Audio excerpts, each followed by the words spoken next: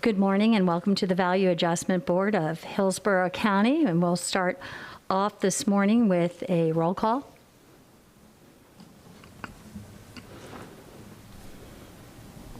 Is there someone, do we have staff that does, or clerk? Sorry, a roll call? Hear me? Yes. Yes. Okay. Kemp? Here. Cullen? Here. Snively? Here. Dicer? Here. Simon? Here. Thank you. You have a quorum. Thank you. And we'll then do the Pledge of Allegiance. I pledge allegiance to the flag of the United States of America and to the republic for which it stands, one nation, under God, indivisible, with liberty and justice for all. Thank you. And with public comments this morning, it's my understanding that we do not have anyone signed up for public comments, but we do have a special appearance, I guess, by Will Smith of the Property Appraisers Office. We do have public comment, I believe, ma'am. Oh, we do? I'm sorry. Okay. Well, let me start with we'll start with Will Smith, and then we'll move to public comment. Ma'am, pursuant to the rules, we have to allow public comment before any order of business, just to remind you. Thank you. Okay. Then we'll start with public comment, Mr. Smith. First, and the VAB welcomes public comments from petitioners about any issue or concern related to their petition or the processes of the VAB. Anyone wishing to speak before the VAB during public comment portion of the meeting will be able to do so by completing the online public comment form found at hillsboroughcounty.org with government meeting information, speak at a virtual meeting and a virtual VAB meeting. You'll be required to provide your name and telephone number in your email. This information is being requested to facilitate the audio conferencing process. The chair will call on speakers by name in the order in which the emails were received for public comment. An audio call-in number will be provided to participants that have completed the form after it's received by the county. All callers will be muted upon calling and will be unmuted in the submission order after being recognized by the chair by name. When addressing the VAB, please state your name and speak clearly into the microphone. 3 minutes are allowed for each speaker. And so our first public comment speaker. Mr. Bogade, Haritas. Good morning. Will Shepard, General Counsel for the Hillsborough County Property Appraisers Office. I misidentified you, but we have other public commenters at this point? Yes, either Mr. Shepard or the public can go first now that we've done the public comment speech. Oh, after we do the speech, then okay. Yeah, Okay. Mr. Shepard's considered public comment as well. Okay. Mr. Shepard. Good morning. Will Shepard, General Counsel for the Hillsborough County Property Appraisers Office. Really just thought I'd introduce myself this morning since it's been a little while since this board has been in person, and I haven't had eyes on some of you. Just want to let you know we're here. If you have any questions that I can answer, feel free to reach out to me. If there are any petitioners that have further concerns or want to discuss their petitions further, that just so you know and they know, the Property Appraiser's Office is always open to look at these things. If there's additional information, irrespective of how the magistrate has decided, we can always take another look at these. So just want to give you that information. That's all I got. Thank you. And just a reminder that even when you speak, you need to wear a mask. Thank you. Sorry. Thank you. Okay. And with that, we will then move to the other public commentators. Do I have a list here or? We did not receive any notification that there was public comment, but if HTV says there's public comment, they can move forward. Okay. Is there anyone here to comment? Haritas Bogade. This is Haridas Bugade. I did register online, and Sir, I am one of the could you speak up? I'm having trouble hearing you. Can you hear me now? Can you hear me now? Yes, we can hear you better. Okay. So my name is Haridas Bugade. I am a Hillsborough resident since 2000. We own almost 7 properties in Hillsborough County. Out of those 7 properties, 6 properties are farmland. And today I'm kind of requesting value adjustment board to consider my request for 3 denial. 3 farms got denial consistently since last 3 years. And those concerns, whatever magistrate or property appraisal inspector provided, they're saying it is overgrown and unkept, small number of cattle on large property, and some of those saying it's not good fit commercial agriculture land use. Again, I am doing farming since 2006. All these properties, which I'm talking about, farming properties was green belted before, but since last 3 years, those 3 property got denied based on this concern. And most of these 3 properties I have, those are like 5 acre, 20 acre, and 22 acre. And the current green belted properties, which are like 40 acre and 79 acre.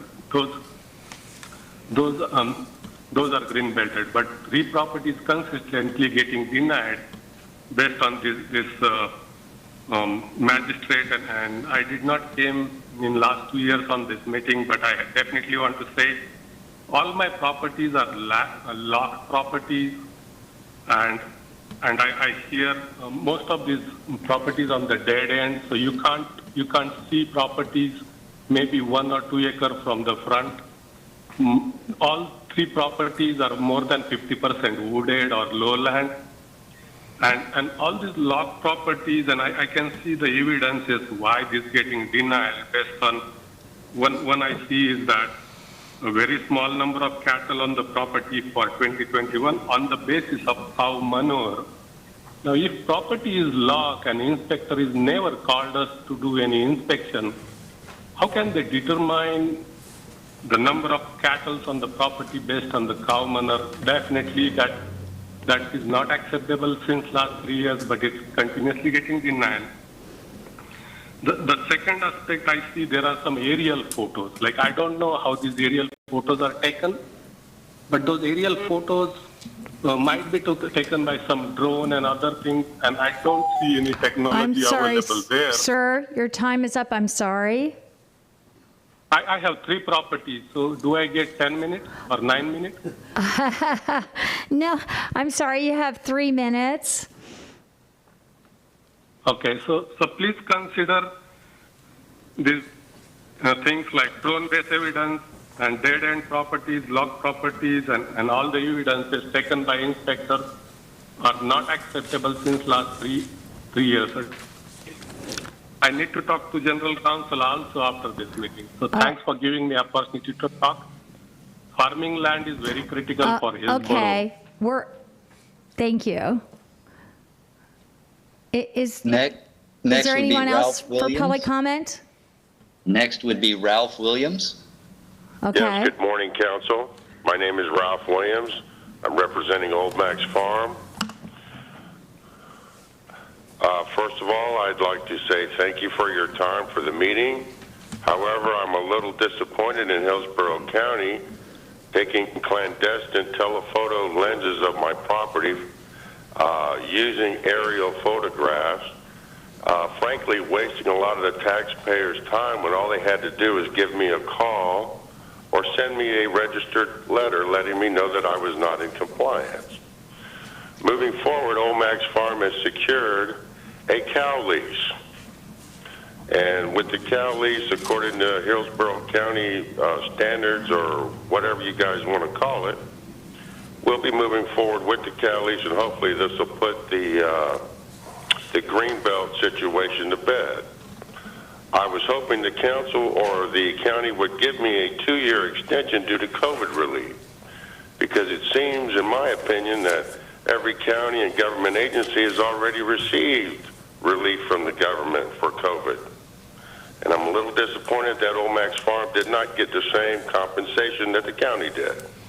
However, moving forward, we will be instituting a cow lease, and like I said, hopefully this will put the Greenbelt matter to bed. Moving forward, anytime you guys have any questions in regards to our Greenbelt, just merely send us a letter, a registered letter, or give us a phone call. No need to spend the extra money in aerial photographs and other nonsense that could be spent better on feeding children in our county schools. Thank you for your time, ladies and gentlemen, and have a wonderful day. Goodbye. Thank you. Do we have any other comment? Yes, next would be Barry Lawrence. Am I on? Yes, we can hear you. Thank you. I'm calling for the concern for my property in North Hillsborough County on Lake Magdalene Boulevard. It's under Lawrence Properties. It's the location of our farm stand, Bear Strohs, in Tampa. Bear Strohs have been a heritage site in Tampa for over 100 years and has been a farm stand since 1993. I have green belts on the entire property except for my farm stand. My farm stand is the critical point to all of our farming operations in Hillsborough County. We also farm another family of Bear Strohs, which is the Bears family's parcel across the street. And we also have another family that's been in the Tampa area, Lutz area, for 100 years, the Lutz, and the McCracken and the Latimer families. Those are all parcels that I control the green belt on, and I control the farming on. And all those parcels are related to my farm stand in Tampa. The county does not want to give us the green belt for our farm stand because they say it is for retail sales. And it is the location of all of our produce is brought there and sold to the public. That is our way how we make money. Without the farm stand, we can no longer operate Bear Strohs. So I asked for the board to overrule the magistrate's decision and ask to grant green belt for our farm stand. We have over 28 acres that we're farming, and this .4 section, I think it's less than that, is the only piece that they are denying, minus the residents, which we're not asking for. So I really would like the support of the commissioners and help us to keep this farm operational. Without this, we will have to close down because we are being fined by code enforcement $200 a day. We are over $200,000 in fines by code enforcement. They believe that our farm stand is illegal, and without the greenbelt protections, we can no longer stay operational. In 2019, the board granted my greenbelt petition, but then had to take it back because of the time frame of the trim notices going out and not being able to get the budget finalized in time for the 2019 season. Last year, I wasn't able to do the board meeting or the VAB meeting because of COVID. So this is my next and I guess last opportunity. I think it would be a disservice to the neighborhood communities around me to have Bear Strohs closed down because of one small administrative code that's overruling the statutes in Florida. I thank you guys for your time. Thank you. Do we have more public comment? Yes, next would be Eric Nazarian. Good morning. My name is Eric Nazarian, and I would like to petition the board to consider approving my application for a reduction in assessment for living quarters of parents or grandparents that was denied.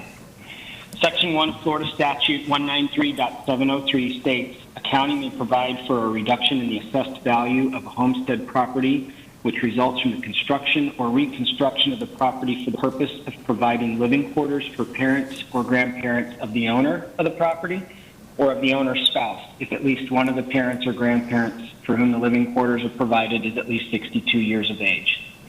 Section 3 of that same statute reads, a reduction in assessment which is granted under this section applies only to construction or reconstruction that occurred to an existing homestead.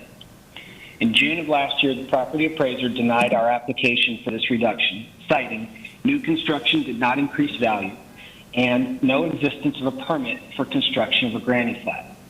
We filed an appeal explaining the living quarters for my wife's parents were built simultaneously with our primary residence on the same construction permit in order to reduce the cost of two separate construction projects, a scenario the statute does not specifically address.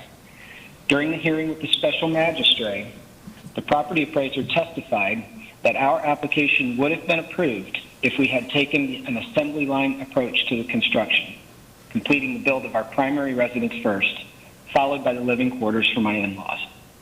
The folio for our property clearly delineates a depreciated value for my in-laws' living quarters. I'm requesting the reduction be this amount, which is less than 20% of the total assessed value. I believe intent of the law matters, and while Florida Statute 193.703 only speaks to construction or reconstruction to an existing homestead, I'm requesting that you make an exception in this case. I believe the statute was introduced to provide relief to those who bear the financial burden of providing living quarters for parents or grandparents.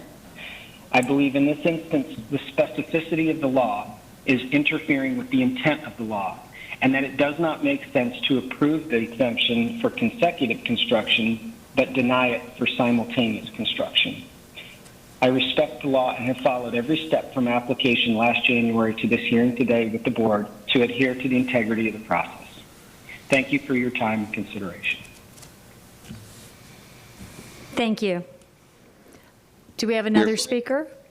Your final speaker is Robert Sloan. Thank you. Good morning, everyone, and thank you for your time. I am requesting that the board submit my petition back to a separate special magistrate. I can give you a petition number here in just a moment. But essentially, the special magistrate, when I went to present the evidence that I had as far as why the property appraiser's office misvalued my property, the evidence that they submitted was actually false. I mentioned this and pointed out specifically how it was incorrect in every piece of evidence that they were submitting as truthful and factual. And the special magistrate decided that apparently it was still credible, despite being able to point out how it was false. So I would like this to be reheard in front of a special magistrate so that I can go back to that particular process. Otherwise, I'll follow the other methodologies available and file a lawsuit appropriately. Thank you. And that's the conclusion of our public comment? Yes, ma'am. Thank you. And we have no other public comment present, I'm assuming. Okay. And with that, I will ask Ms. Parwani to specifically address, I think, each of the public speakers and their issues.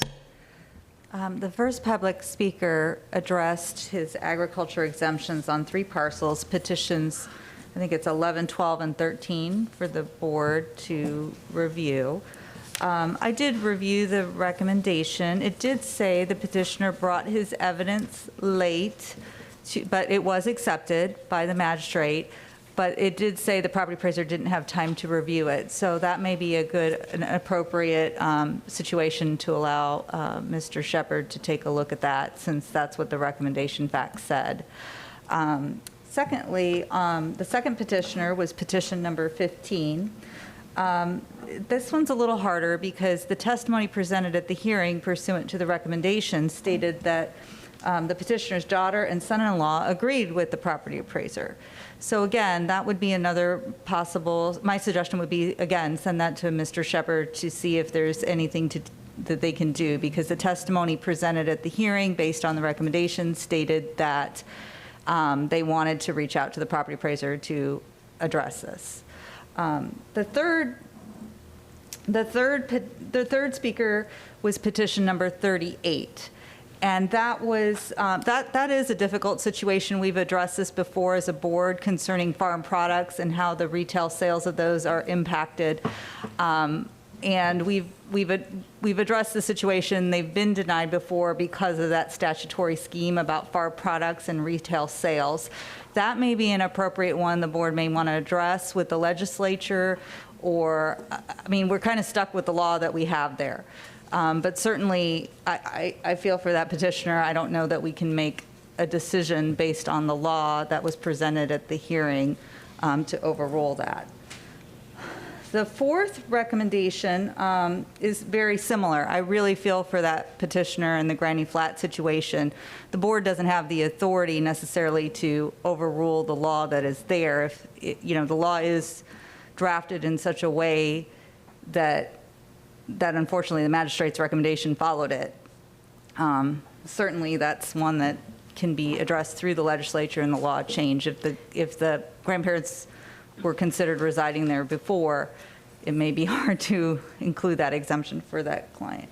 And that is, just to be clear, that's statutory, not Hillsborough County ordinance? Right. Okay. I mean, I think all of these are appropriate to have the property appraiser look at again. As far as petition, the last one was petition 111. And, you know, he's asking for that to go back to a magistrate. That's certainly within the board's discretion if they want to have a second magistrate look at the facts and the details there as well. I didn't know if I heard someone ready to speak. Commissioner Cullen. Hello? I just wanted to clarify on the issue of the suite for the relatives. The law is written in such a way that there has to actually be construction, additional construction in order to qualify for it? That's my understanding based on the way the law was presented in the recommendation. Yes, Yeah, sir. I mean, I think if we're going to send some back, I would like to see that looked at again, because I understand exactly what he is saying. He got some economy of scale, and he shouldn't be penalized for that. So, but other than that, I appreciate your analysis of the different options on the cases. So I guess, oh, I'm sorry. Thank you. The one previous to the last one, what was the petition number right before 111? The petition number for the Granny Flats one was 6. Number 6, okay. And then for each of these recommendations, do they necessitate separate votes by the board? So for example, for the 12, 13, and 14, the first gentleman that spoke, if we wanted it to go back to the property appraiser's office for review, we would make a motion to do that? Or would we be able to do that if we have more than one petition that we want to go back to the property appraiser's office? You can manage this however you like as a Okay. board. Just make sure the record is clear. We're currently on agenda item 5, have slated to approve all the recommendations. So I would say whatever motion you make, be very clear as to each recommendations that you either, you know, however you want to handle them, and that you're not approving today. And what, thank you. And remind me, what was your recommendation for for petition 111 again? Well, he was requesting that it go back to a magistrate for a second review, which is in the board's discretion if they choose to do that. I mean, I think he was addressing factual findings, which is something this board can't do. The other option, as he stated, was if you approve it today, then he'd be required to file an appeal in the circuit court. Okay. And your recommendation for number 6 was? Well, the recommendation is written. State statute. That's the Yeah, one that I mean, was- I don't think you have the authority to No. overturn it. Okay. You certainly could send it back to another magistrate for review, as Mr. Cohen suggested. But you could also approve it. Basically, your choices today are approve, deny, send it back for further factual findings and analysis under the requirements of compliance, and also send it to the property appraiser, because he has the ability, you know, certainly approve it today, and the property appraiser, you can ask him to take another look at it, as he suggested earlier. All right, thank you. Okay. Do we have motions regarding? Commissioner Cohen and I looking at each other like, who? I saw you making notes, so I'm going to defer to you. And Chair, I just wanted to point out before we get to the voting on that, the minutes from the prior meeting need to be approved per the agenda. Oh, Move approval. We have a motion by Commissioner Cohen to approve the minutes, and Director Dyson was second, Dicer. So with that, can we have a roll call vote?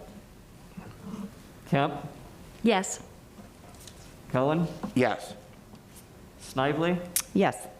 Dicer, Yes. Simon, Yes. Motion carried 5-0. Okay. And now we'll move on to the 5 public comments and what we, how we want to work with those.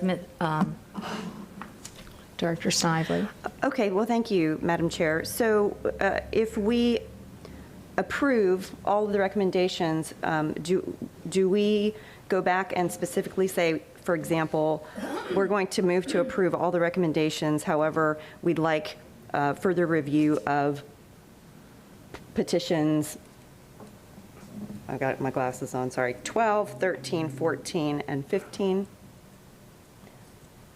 When you say further review, do you want to send it back to another magistrate? I'm sorry, back to the property appraiser's office. For those 4, back to the property appraiser's office, and then, as Commissioner Cohen suggested, for number 6, back to, I'm sorry, a further review with regard to the construction issue, and then petition 111 back to the magistrate. Yeah, I'll second that. And just to clarify for the board, if you're sending it to the property appraiser, you're still approving it microphone. as Right. is.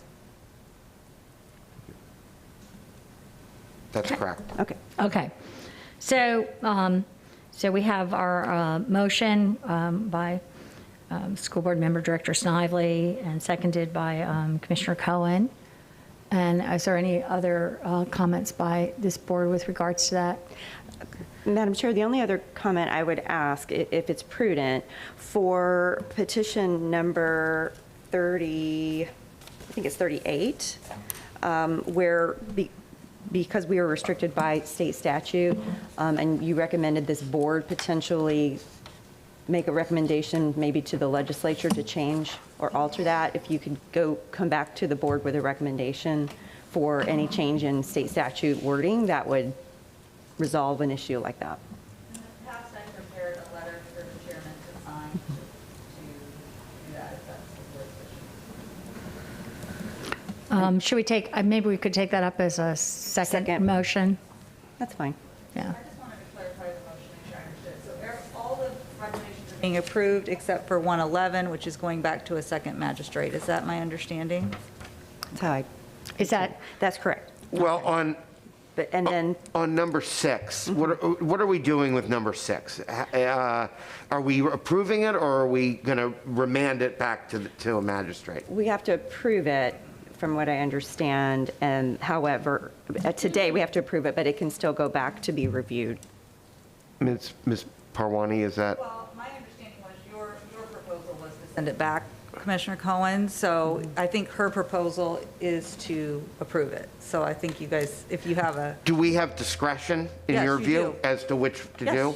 Yes, you do. Okay. You can approve it, or you can ask for further findings by a second magistrate, Well, absolutely. I think we should go with your recommendation, The Commissioner, second one, which would be to send it to the magistrate without approval, for further review. for further review. Okay, thank you. That's what I'd like to do on that So one. my understanding is you're clarifying your motion to send number 6 and number 111 back to a magistrate. Correct. for I wasn't further- sure if number 6 actually goes back to the magistrate or another entity that reviews it differently, so I apologize for Okay, any no, confusion. that's good that we clarified that. Thank you.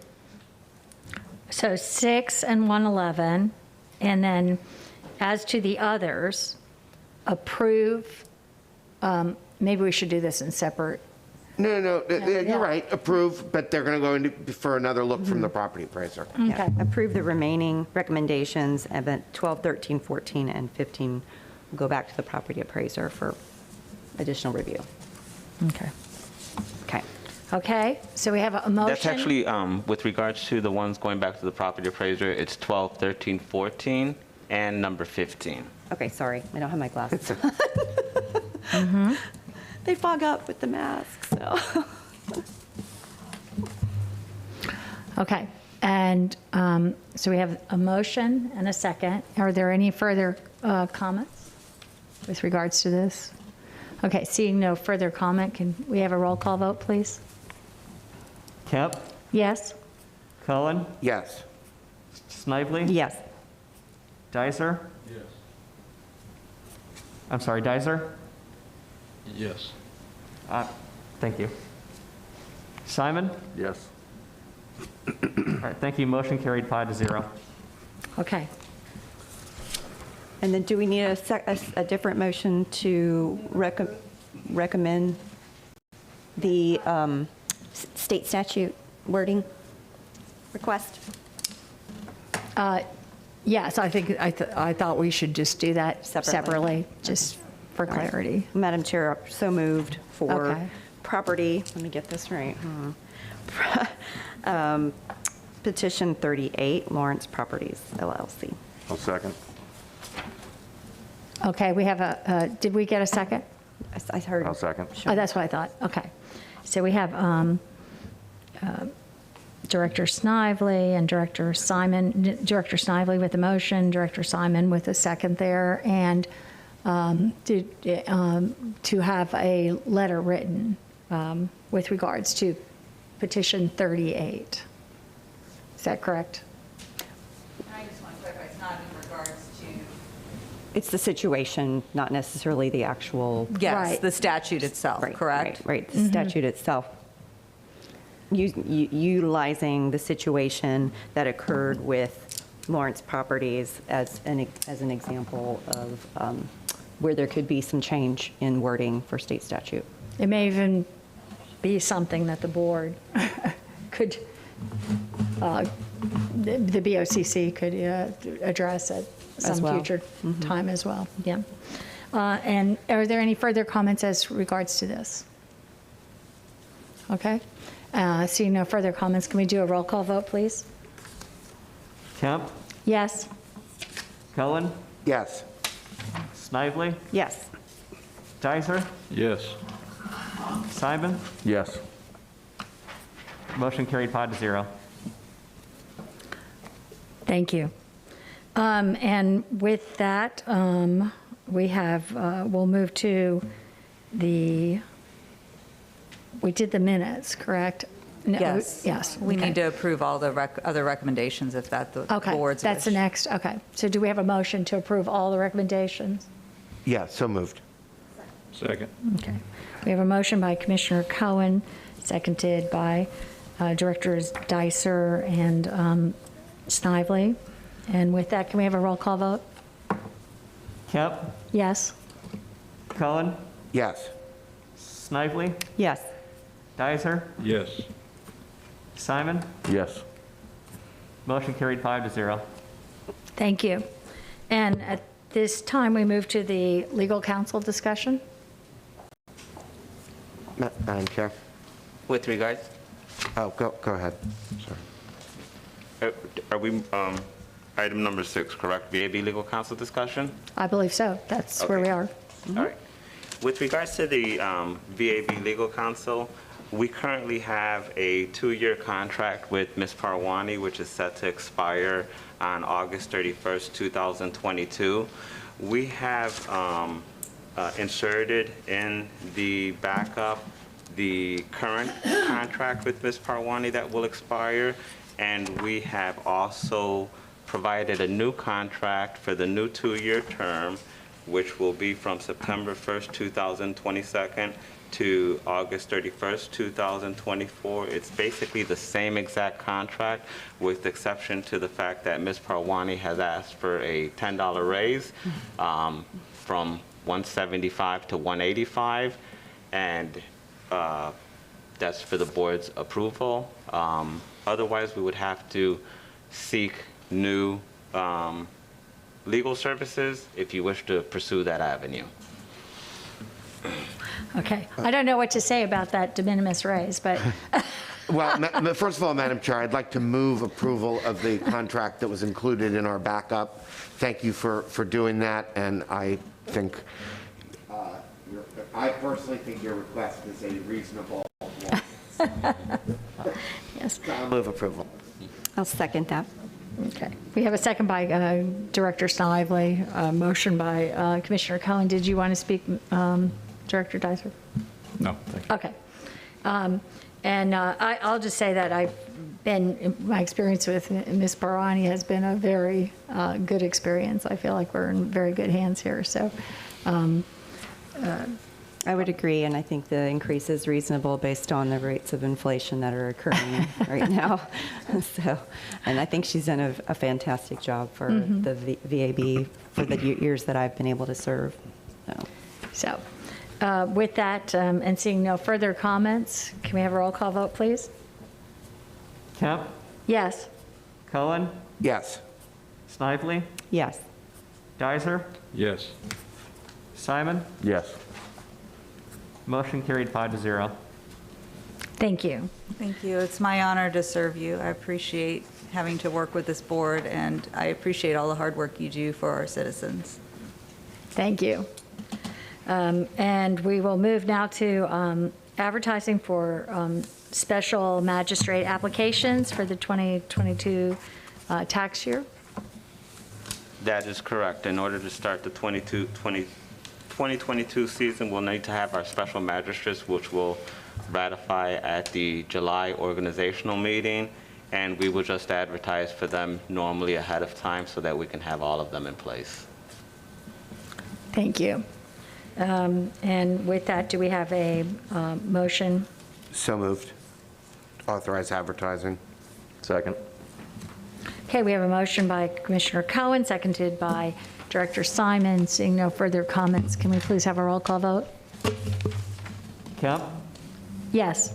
Cohen, Yes. Snively, Yes. Dizer, Yes. Simon. Yes. Motion carried 5-0. Thank you. And if we can move to approve,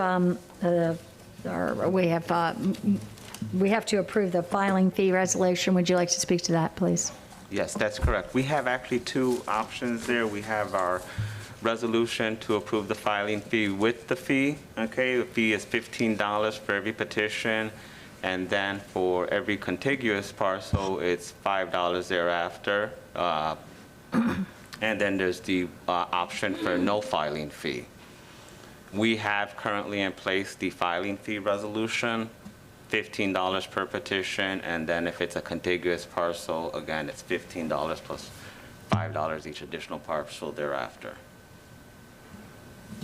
Thank I make a you. motion we approve. Which one? Which one? The $15. One, we already discussed it and approved it last time, didn't we? Second. I thought we had that discussion. It's more or less continuing the current. Yes, and this will be for the 2022 VAB Right. season. Yes. Thought we just did that recently.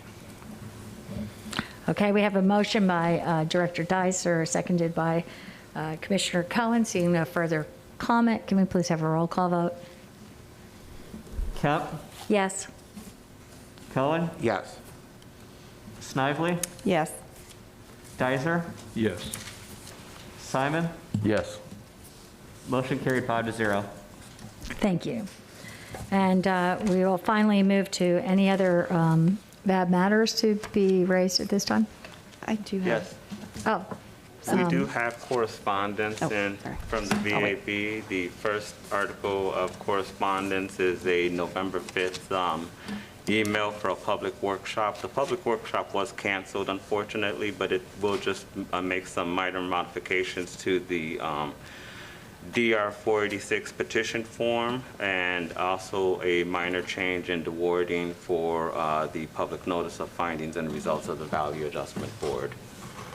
The second email was regarding a email sent out in November 8th regarding amendments to the rules and applicable forms. Most of these items, the biggest deal here was with regards to the portability, moving it from two years to 3 years. The next email was regards November 18th, which regards to the new 2021 Uniform Policies and Procedures Manuals, which we have linked on our VAB Hillsborough website. Links them directly to the Department of Revenue Property Tax Oversight to view these rules. Our next item is an email from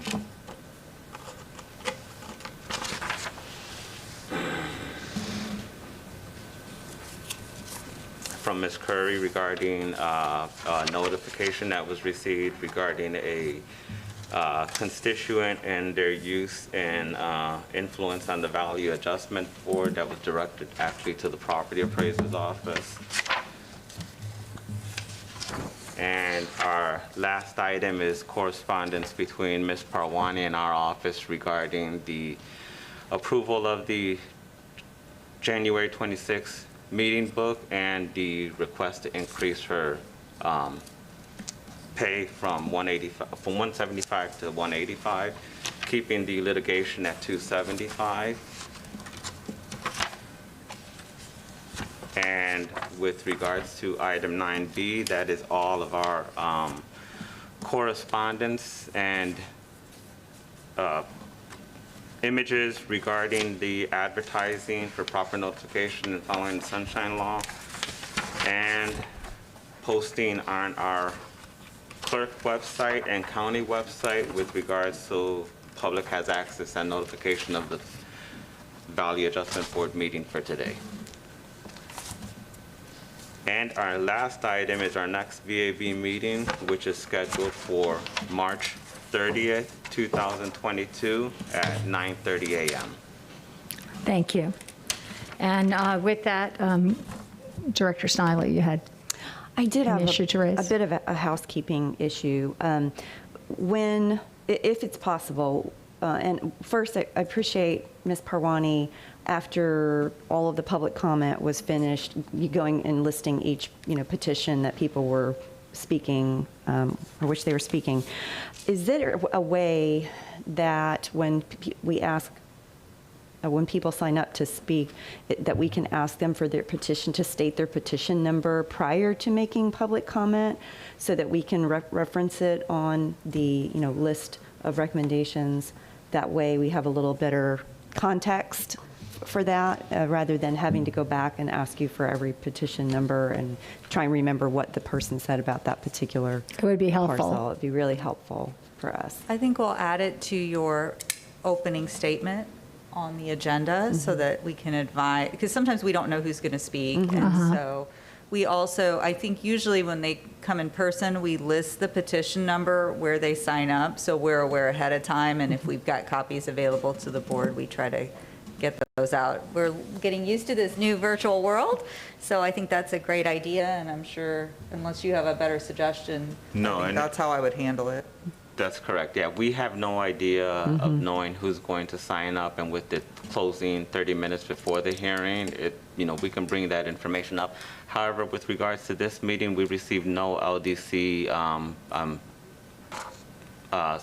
public comment form notifying us that there was going to be any speakers, so this is of shock to Well, us. I'm sure Okay. virtually Now it's a little more challenging. We do get persons who call to the office, and we explain how they can sign up for public comment, and that's when we do have that information, we share it with Ms. Parwani. We can happily share it with you as well.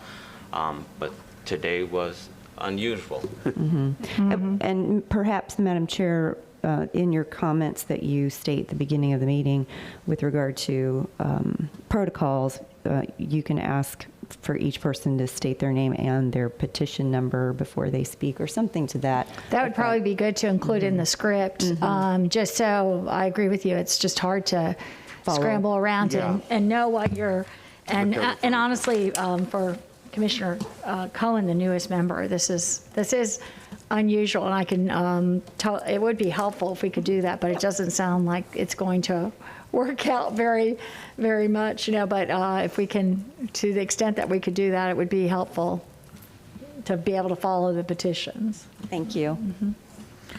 And seeing no further comments by the board, we stand adjourned.